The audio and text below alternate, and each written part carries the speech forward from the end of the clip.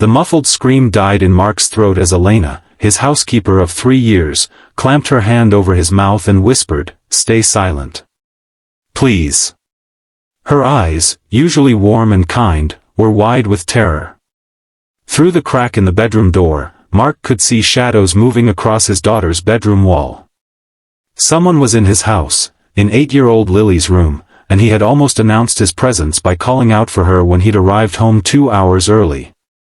If you're feeling that chill down your spine already, you're not alone. Hit that like button and subscribe to our channel for more stories that will keep you on the edge of your seat. Trust me, what happens next in this father's journey will leave you breathless. Mark Wilson never expected his ordinary Tuesday to turn into the most terrifying day of his life. Since losing his wife to cancer 3 years ago, he'd built a careful routine around his daughter Lily, the center of his universe. Elena Vasquez, their housekeeper, had become an essential part of their makeshift family, arriving each day at 2 p.m. to clean, prepare dinner, and watch Lily until Mark returned from his job as a software engineer at 6 p.m. Today, however, a power outage at the office had sent everyone home early. Mark had been looking forward to surprising Lily with extra time together, maybe taking her for ice cream before dinner. Instead, he found himself frozen in the hallway of his own home, heart hammering against his ribs as Elena's trembling fingers pressed against his lips. "There are 2 men," she mouthed, barely audible. "They broke in through the back door. I heard them talking about waiting for you to come home." Mark's blood turned to ice. His first thought was Lily. Where was she? His eyes asked the question his voice couldn't. "Closet," Elena whispered, pointing to Lily's bedroom.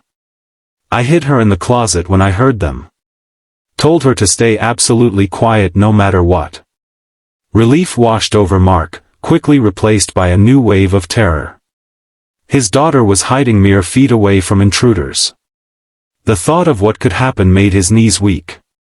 Elena pulled him into the master bedroom, closing the door with agonizing slowness to avoid any sound. "They have guns," she whispered. "I saw when they forced their way in. I was in Lily's room reading to her when I heard the glass break. I barely had time to hide her." Mark's mind raced. His phone was in his pocket, but would the police arrive in time? What did these men want? Why were they waiting for him specifically? "Did you recognize them?" he asked, his voice barely a breath. Elena shook her head. "But they knew your name. They said, Wilson will be home at 6. We'll wait." The implications hit Mark like a physical blow. This wasn't a random break-in. These men had targeted him specifically, knew his schedule.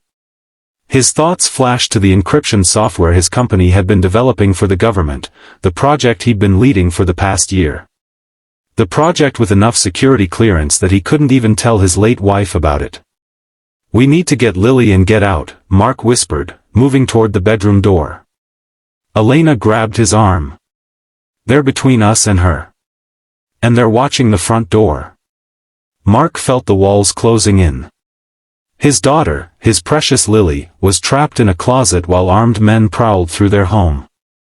The thought of her terrified, alone in the dark, nearly broke him. But he couldn't fall apart now. She needed him to be strong, to think clearly. He moved to the window, peering through the blinds at the street below. Their house sat on a quiet suburban cul-de-sac, neighbors all at work. No help there. His eyes fell on his bedside table, where he kept the small safe with his father's old service pistol. He hadn't touched it in years, had kept it only as a memento of his dad, but now. "I have a gun," he whispered to Elena. Her eyes widened. "Do you know how to use it?" Mark nodded. His father had taught him at the range years ago. He moved silently to the bedside table, entering the combination with trembling fingers. The safe opened with a soft click that sounded deafening in the quiet room. The weight of the pistol felt foreign in his hands. He checked that it was loaded, just as his father had taught him. 6 rounds. 2 intruders. And his daughter's life hanging in the balance. I'm going to create a distraction, he told Elena. When they come to investigate, I want you to run to Lily's room, get her, and escape through the back door. Elena's eyes filled with tears. What about you? I'll be right behind you, Mark promised, though they both knew he might not be able to keep that promise. Mark moved to the master bathroom, opening the window that faced the side yard. It was a tight fit, but he managed to squeeze through, dropping silently onto the grass below. The cool afternoon air hit his face as he crept along the side of the house, pistol clutched in his sweating hand. He reached the garden shed and grabbed a shovel. With a silent prayer, he hurled it through the dining room window on the opposite side of the house from Lily's room.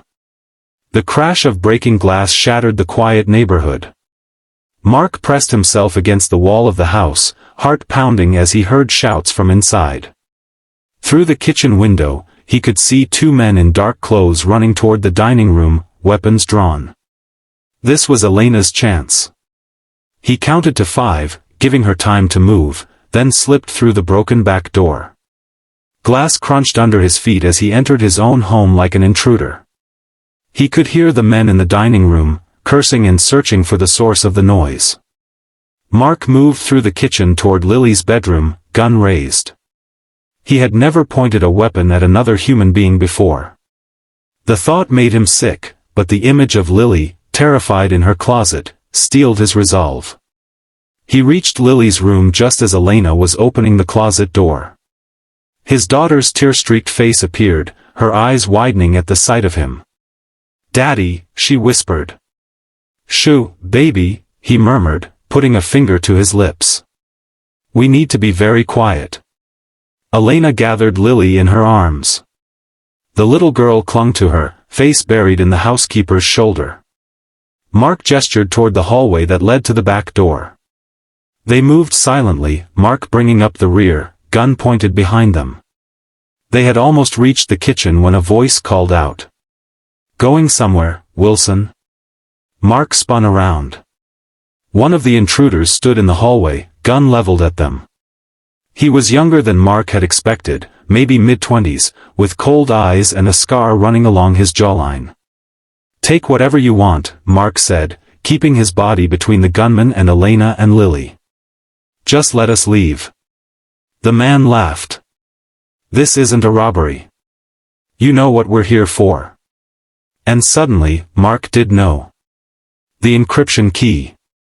The one piece of the security software that couldn't be replicated or hacked because it existed only in his head, a sequence he had memorized and never written down, as per protocol. "Elena," Mark said quietly, not taking his eyes off the intruder, "take Lily and run." "Now." "But," Elena began. "Now," Mark shouted, raising his gun. What happened next seemed to unfold in slow motion. Elena bolted for the door with Lily. The intruder swung his weapon toward them. Mark fired, the sound deafening in the confined space. The intruder staggered back, clutching his shoulder, but remained standing. Mark heard the second man running toward them from the dining room. He had seconds to decide. He could run after Elena and Lily, but the men would follow. Or he could stay and buy them time. "Run," he screamed again, as the second intruder appeared. Mark fired again, forcing both men to take cover. He backed toward the door, keeping his gun trained on the hallway. Through the window, he could see Elena running across the backyard with Lily in her arms, heading for the neighbor's house. The wounded intruder fired, the bullet splintering the doorframe inches from Mark's head. He ducked, returning fire. 3 rounds left. Mark made his decision. He would not let these men follow his daughter.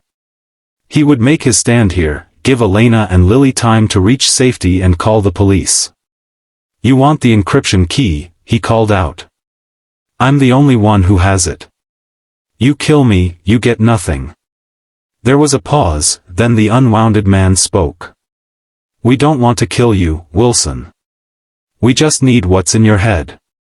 Come with us, give us what we want, and your daughter stays safe." Mark's mind raced. They knew about Lily. Had they been watching his family? The thought made his skin crawl. "How do I know you'll leave her alone?" he demanded.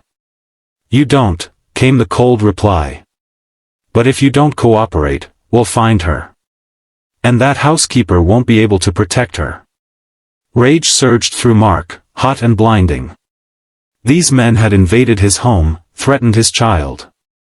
The same child who had already lost her mother, who woke crying from nightmares, who needed him more than anyone in the world. A siren wailed in the distance. Elena had reached help. Relief flooded through Mark, followed quickly by determination. He just needed to hold them off a little longer. "Sounds like your time's running out," he called to the intruders. "Police response time in this neighborhood is under 4 minutes." He heard urgent whispers from the hallway. The men were getting nervous. "This isn't over, Wilson," the second man shouted. "We'll be back for that key." Mark heard footsteps retreating toward the front of the house. Still, he kept his gun raised, unwilling to believe they would give up so easily. The sirens grew louder, multiple vehicles now by the sound of it. Only when he heard the front door slam and a car engine roar to life did Mark lower his weapon. His hands were shaking so badly he could barely set the safety. He slumped against the wall, adrenaline draining from his body, leaving him weak and nauseated. Blue lights flashed through the windows as police cars pulled up outside. Mark dropped his gun and raised his hands as officers approached the broken back door, weapons drawn. "I'm Mark Wilson," he called out. "This is my house." There were 2 armed intruders. They just left. The next hours passed in a blur. Police statements. FBI agents arriving, pulling him aside for private conversations about his work. Neighbors gathering on the street, watching with concerned faces. But all Mark cared about was Lily.